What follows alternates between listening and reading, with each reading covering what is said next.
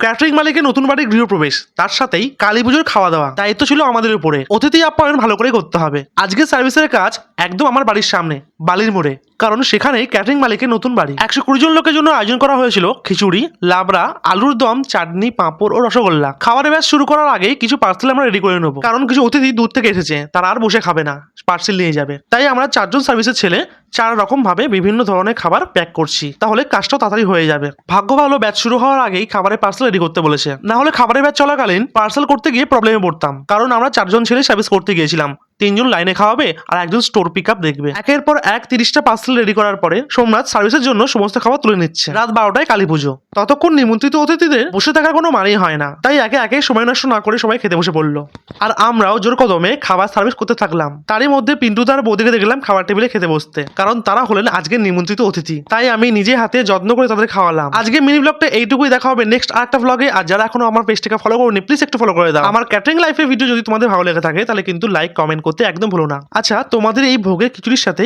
কি খেতে বেশি ভালো লাগে, লাবড়া না আলুর দম? আমার কমেন্ট বক্সে প্লিজ একটু বলে যাও।